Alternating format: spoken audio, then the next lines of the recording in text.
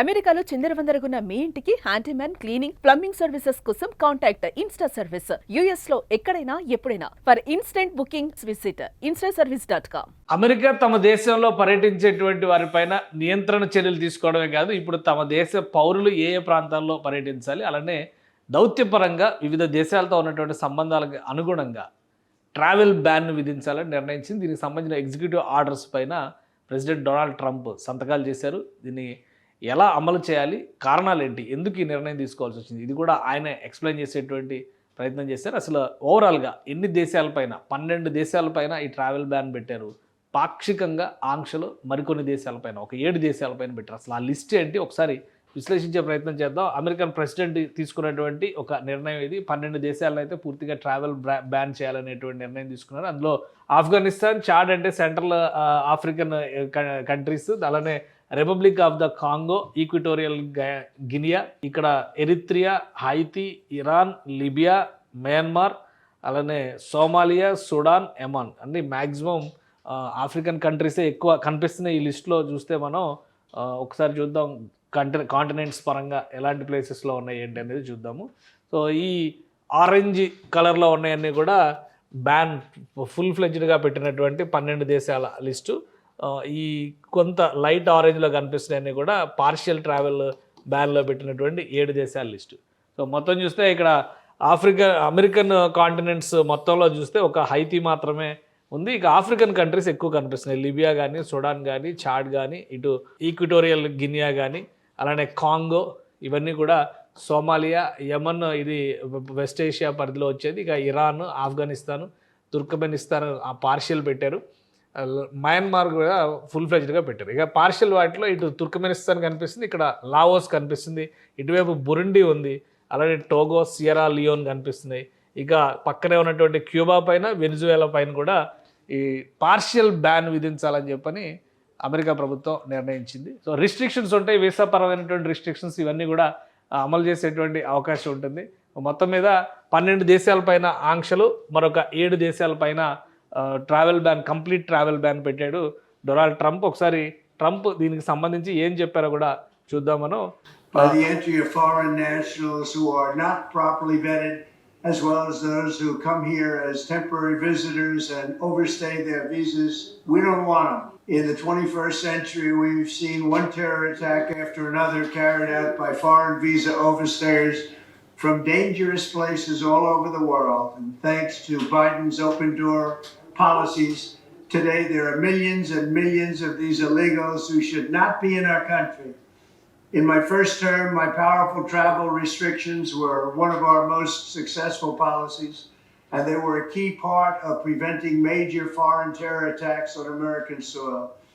We will not let what happened in Europe happen to America. That's why on my first day back in office, I directed the Secretary of State to perform a security review of high-risk regions and make recommendations for where restrictions should be imposed.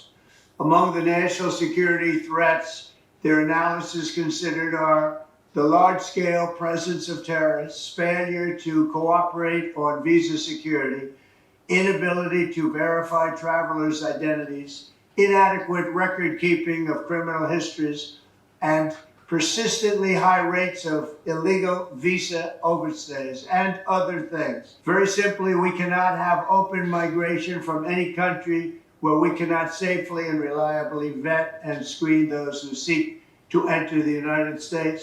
That is why today I am signing a new executive order placing travel restrictions on countries including Yemen, Somalia, Haiti, Libya, and numerous others.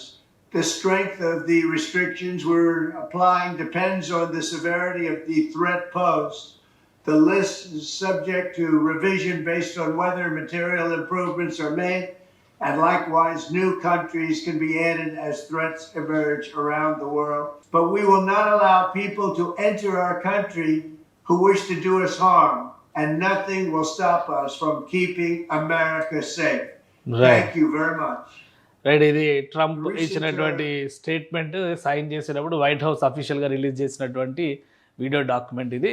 So కొన్ని ఆసక్తికరమైనటువంటి నిర్ణయాలు ఉంటాయి. ఎందుకంటే ఇక్కడ కొన్ని దేశాలతో ఈ మధ్య యూరప్ టూర్ సందర్భంలో కూడా లిబియా లాంటి దేశాలతో ప్రత్యేకంగా ట్రంప్ భేటీ అయ్యారు. దాదాపు 20 సంవత్సరాల తర్వాత జరిగినటువంటి భేటీగా దీన్ని మీడియా మొత్తం కూడా కీర్తించింది. కానీ లిబియా పైన కూడా పూర్తి స్థాయి బ్యాన్, ఇక్కడ చూస్తే ట్రావెల్ బ్యాన్ లిస్ట్లో లిబియాని పెట్టారు. సో అంటే చేసేటువంటి పనులకి కానీ తీసుకుంటున్నటువంటి నిర్ణయాలకు కానీ పొంతన ఉంటుందా అనేటువంటి సందేహాలు ఈ మధ్య కాలంలో ట్రంప్ అడ్మినిస్ట్రేషన్లో ఎక్కువగా కనిపిస్తున్నాయి. ట్రావెల్ బ్యాన్ విధించడానికి 2 ప్రధానమైన రీజన్స్ చెప్పారు. ఇల్లీగల్ ఇమ్మిగ్రేషన్ని ఆపేటువంటి క్రమంలో, అలాగే అమెరికన్ సాయిల్ మీద దేశద్రోహ చర్యలకు పాల్పడేటువంటి కొంతమంది వ్యక్తులు వస్తున్నారు, అక్కడే బస చేస్తున్నారు. అలాగే ఓవర్ స్టేస్ అంటే కాల పరిమితి తీరినప్పటికీ కూడా అమెరికాలోనే ఉండేటువంటి ప్రయత్నాలు చేస్తున్నారు. అటువంటి వాటికి ఎట్టి పరిస్థితుల్లో అవకాశం ఇవ్వబోమనేటువంటి హెచ్చరికలు జారీ చేస్తున్నాయి. ఈ నిర్ణయం తీసుకున్నట్టుగా ట్రంప్ చెప్పారు. మొత్తం 12 దేశాలపైన ఫుల్ ఫ్లెడ్జ్డ్గా ట్రావెల్ బ్యాన్ పెట్టారు. ఇక వీసా రిస్ట్రిక్షన్స్ వచ్చేసి ఈ 2 దేశాలు, ఇటువైపు చూస్తే కనుక మొత్తం 7 దేశాలు ఇక్కడ వీసా రిస్ట్రిక్షన్స్కి సంబంధించి సియరా లియోన్, టోగో, బురుండి ఇట్లాంటివన్నీ కూడా, తుర్కమెనిస్తాన్, అలానే లావోస్ లాంటివి ఏషియన్ కంట్రీస్ 3-4 ఉన్నాయి. ఎక్కువ శాతం ఉన్నది ఆఫ్రికన్ కంట్రీస్కి సంబంధించినటువంటి దేశాలే ఉన్నాయి, ఆఫ్రికన్ కాంటినెంట్కి సంబంధించినటువంటి దేశాలే ఉన్నాయి. సో ఒక పక్కన సత్సంబంధాలని కొనసాగిస్తున్నాం అనే సంకేతాలు ఇస్తూనే మరోవైపు తీవ్రవాదానికి సంబంధించి కానీ ఆ దేశ భద్రతకు సంబంధించినటువంటి విషయాల్లో కానీ స్ట్రాంగ్గా యాక్షన్ ఉంటుంది. Open door policy, Joe Biden తీసుకొచ్చినటువంటి ఓపెన్ డోర్ పాలసీ ఎట్టి పరిస్థితుల్లో అమలు కాదు, దేశ భద్రతే ముఖ్యం అనేటువంటి సందేశాన్ని ఈ మెసేజ్ ద్వారా డొనాల్డ్ ట్రంప్ ఇచ్చారు.